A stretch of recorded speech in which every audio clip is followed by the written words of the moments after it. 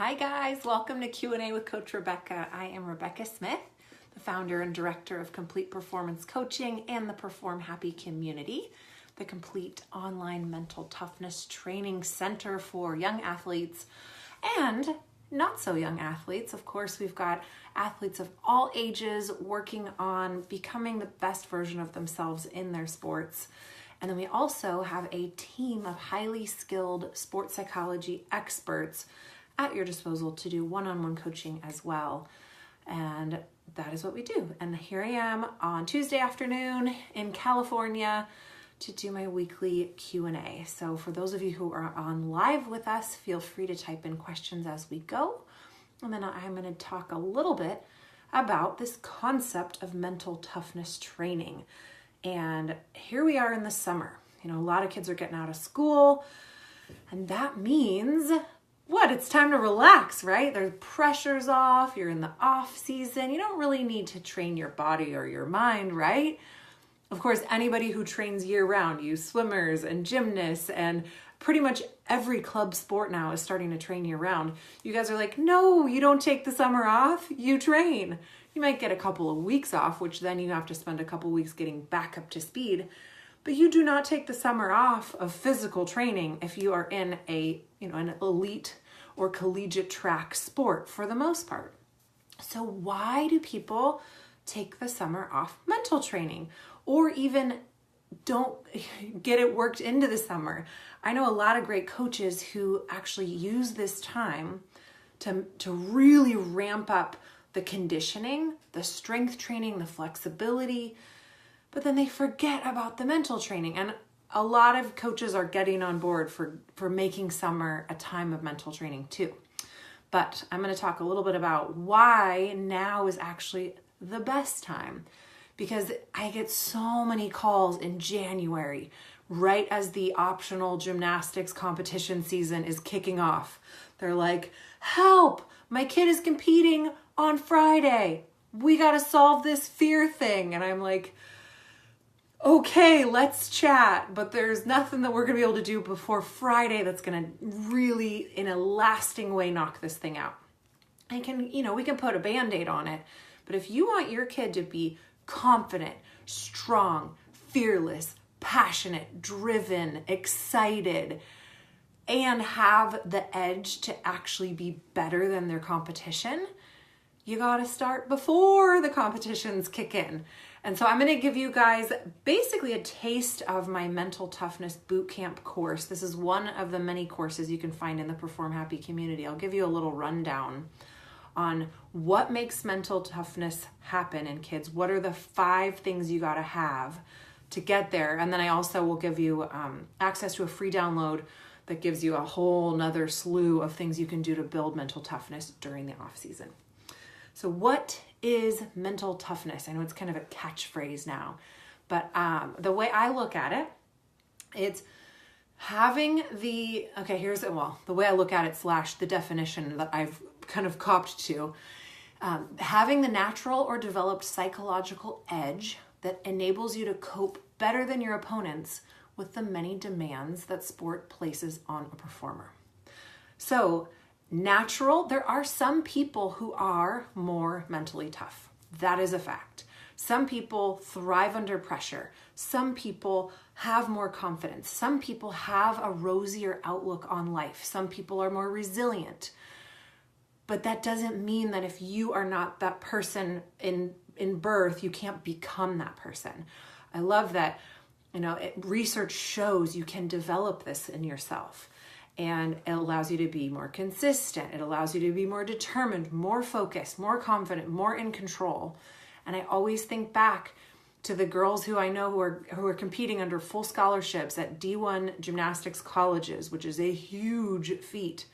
These are not the girls who happen to be lucky, who got, the talent and just cruised on through. These are the girls who show up and get up off when they fall on their face, they pick their face up and keep walking, and they keep walking and they keep walking.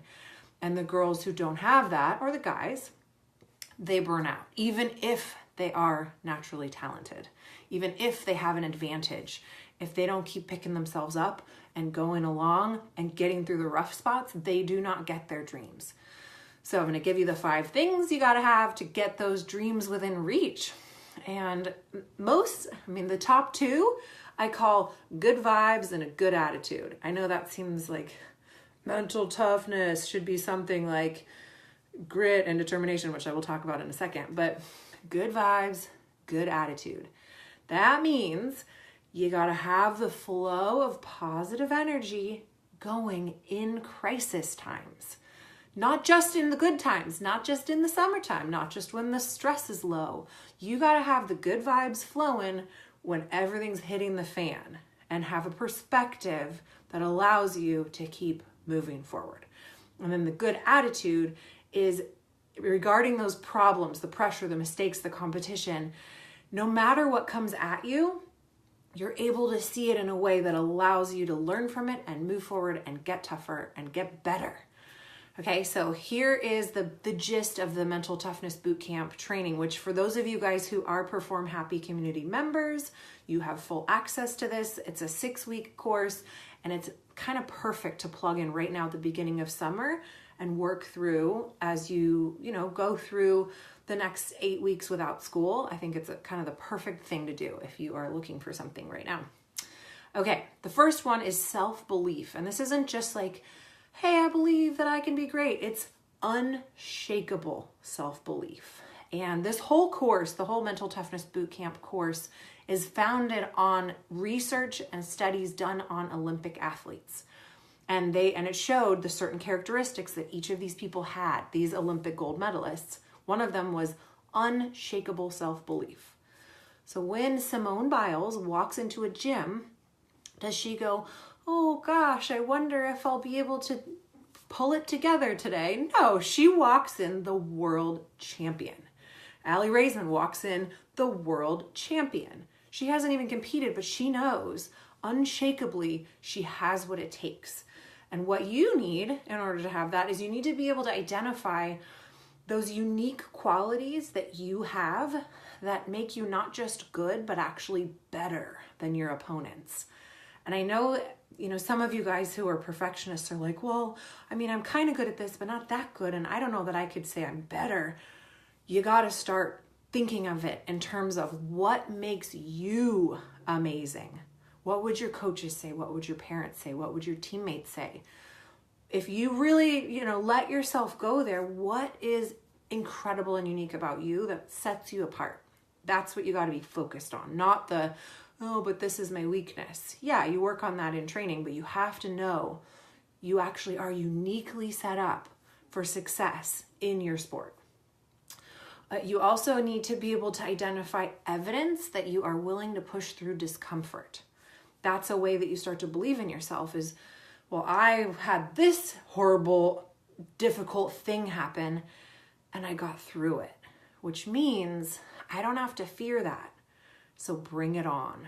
The more things that you can look at and go, that was hard. I did not think I could get through it, and I did, the better, because then you start to feel like, hey, life, bring it on. Throw it at me. I know I can handle this, which strengthens your self-belief.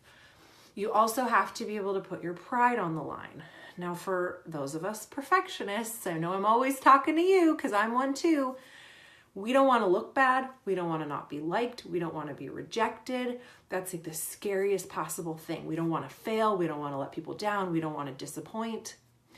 And in order to truly build that self-belief, you have to be willing to fail. You have to be willing to go big. I was just talking to a figure skater earlier today about what you have to do to be great versus good. And so she's good. She's a good skater. She got a personal best. She's doing awesome. She's doing good. But we talked today about how good is actually the enemy of great. Because, she's a little conservative because she really wants to be good. And what she needs to do to be great is take more risks, go bigger, go faster, risk losing control, risk falling. She has to take those risks to be able to become the great skater that her coaches know she can be. They know it. And she knows it, but it's like, you got to believe it, right? And so maybe you're one of those athletes that's good, but you know, when it comes to competition, you hold back. You don't go as big. You keep your power to yourself. If you have a lead, you start to get conservative. Those sorts of things, you have to be willing to fail. You have to be willing to fall on your face to actually become great. And then the last part of self-belief is being able to see the positive side of failure, mistakes, and rejection. It's knowing, hey, I put it out there, I fell on my face, and now I know what to do differently next time. But it's not go small, you know? Okay, so that's the first part of mental toughness that you gotta have is unshakable self-belief. The second that we go over in the course is grit. And Angela Duckworth is one of the leading researchers on this topic. And she says basically that grit is the ability to work hard, endure struggle, fail, try again. And it is the key to determining the long-term success and happiness of humans. Okay, so if you are looking to be successful and happy, you can't avoid failure. You got to just work hard and keep picking yourself up, hitting those hard times, hitting those walls, and you just keep getting up. And this quote from Margaret Perlis is one of my favorites about grit. She says, gritty people believe that everything will be all right in the end. And if it's not all right, it's not the end. Isn't that cool? Because that's for those of you guys who are like, hell or high water, I will reach my goal. If you haven't reached your goal, do you give up?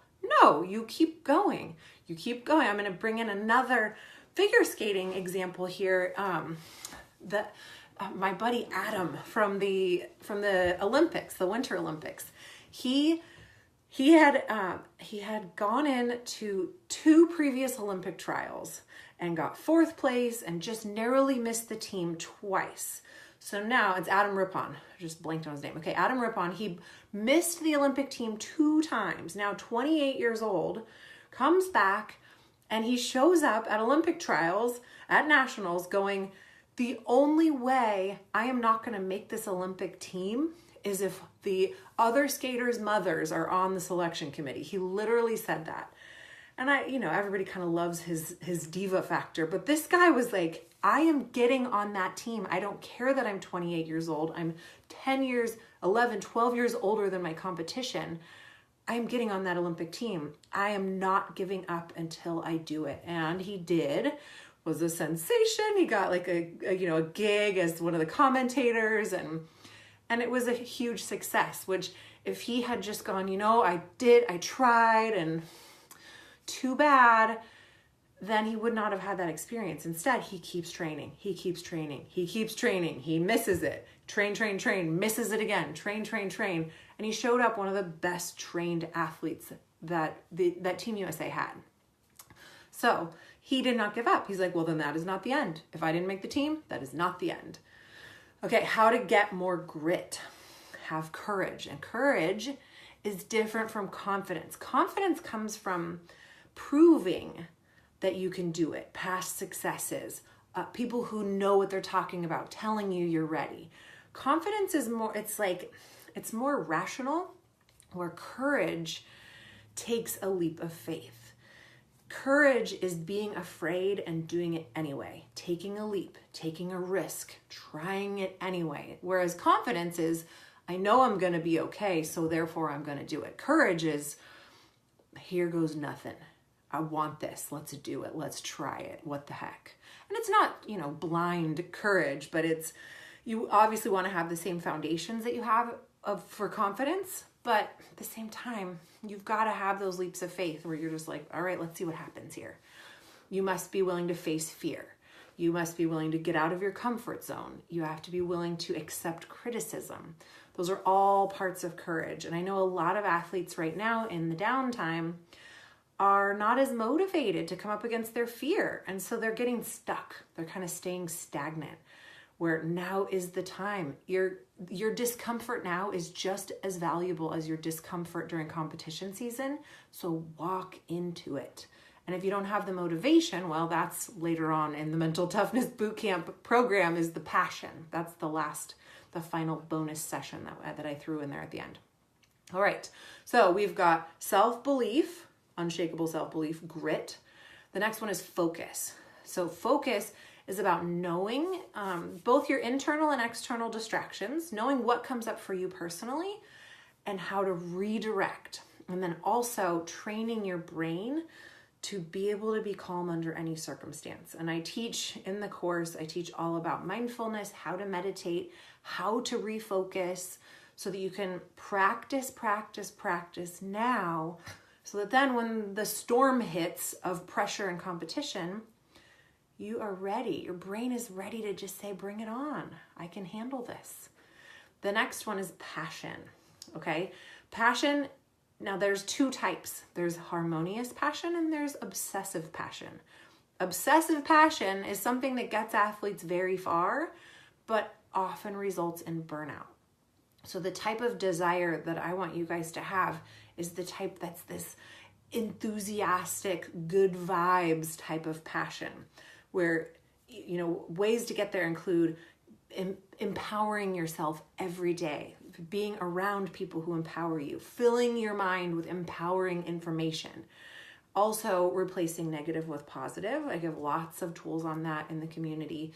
But the main thing is being able to check yourself. Okay, I am talking myself down right now. Hold on, flip it around. What do I need to focus on? And then also just knowing the warning signs of when you're slipping into obsessive passion, which is that I have to do it. I have to be perfect. I have to do well. This is my last chance. That sort of thinking versus, hey, this is a cool challenge. Now would be a great time to thrive, and I really want this. Instead of I have to, it's I want to. You know, get out of my way. I want to be here. I want that medal. Let's do it. Okay, then the fifth thing about building mental toughness that the course brings out is creating good habits. And the most important ones are to set goals. So knowing exactly what you're aiming for today, this week, this month, this year, so that you have a clear focus that you can believe in. You have to have that unshakable belief that you will reach your goals, which requires having goals. So knowing what you're aiming for every day is really important. Also, journaling. So I also teach what are the important things to journal about every day. You want to be reflecting so that you can be constantly increasing your awareness of yourself. And the last one is meditation. So I have some guided meditations in the community that get you on the right track to starting to reprogram your brain through this really, really simple task that can seem overwhelming, but it's so easy. You know, it's so easy. You just have to do it. So that is my crash course on Mental Toughness Bootcamp and my plug for Train Your Mind Now. Don't wait until you're stressed out. And you can check out the Perform Happy community anytime at performhappy.com. Our free download this week is a copy of the Mental Toughness Checklist. Now, this checklist is really comprehensive. It has a ton of good things you can check off, actionable steps that can help you get into flow and get into that mentally tough state. So the download link for that is completeperformancecoaching.com/MTC, which stands for Mental Toughness Checklist. Go ahead and grab a copy if you don't already have one. If you have questions, email me at rebecca@performhappy.com, and I will see you again next week. Thanks for joining me.